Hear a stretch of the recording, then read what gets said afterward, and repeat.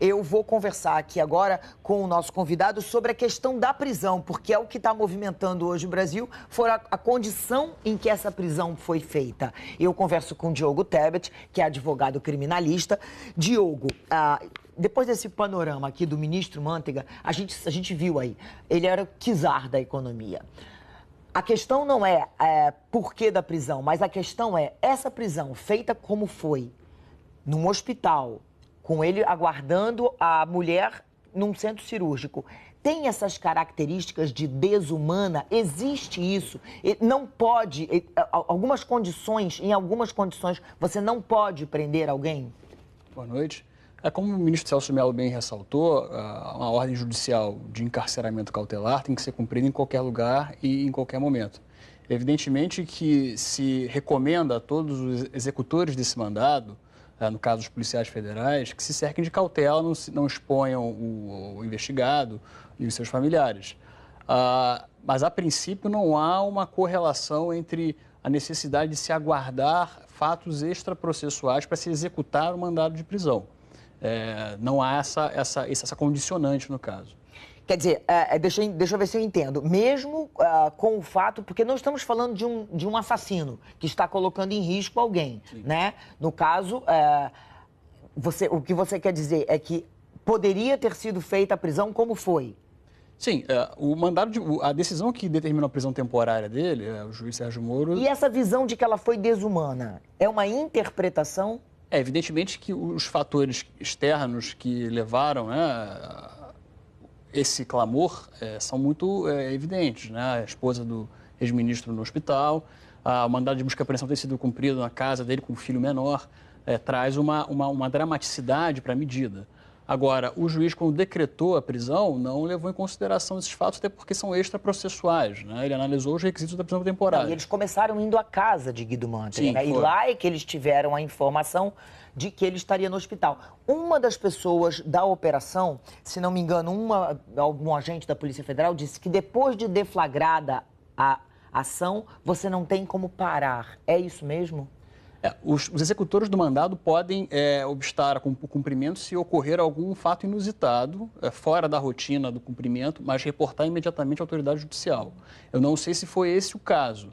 Os policiais federais, quando foram cumprir, avisaram o juiz que emitiu a ordem, ou se houve ao juízo as informações da imprensa. Mas, em tese, uma ordem judicial é para ser cumprida de imediato. Essa ação do juiz Sérgio Moro revogando a prisão é muito pouco comum. Pouquíssimo comum, muito raro, não só para ele, como a maioria dos juízes.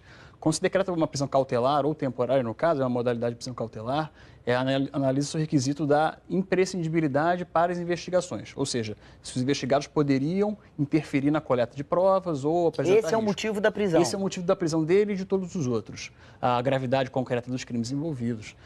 No caso, a revogação pelo juiz Sérgio Moro foi de ofício, ou seja, sem nenhuma provocação do Ministério Público. O que significa de ofício? Quando o juiz decide ele mesmo, sem nenhum pedido, nem do procurador da República, nem do delegado, nem da defesa.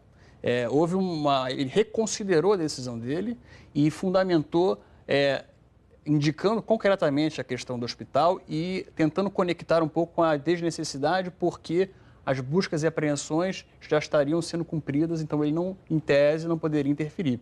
Mas ele pode voltar, a pedir a prisão a hora que ele decidir? O Ministério Público geralmente é o que pede a prisão temporária ou preventiva no caso de uma ação penal. Sempre que existirem fundamentos concretos e novos, supervenientes, que a doutrina chama, pode-se decretar novas prisões. Agora, fica um pouco complicado a decretação posteriormente com esses mesmos fatos que ele acabou de revogar. Só para a gente deixar bem claro para quem está ouvindo, porque você acompanhou, você está acompanhando, nós estamos acompanhando, isso é a polêmica do dia.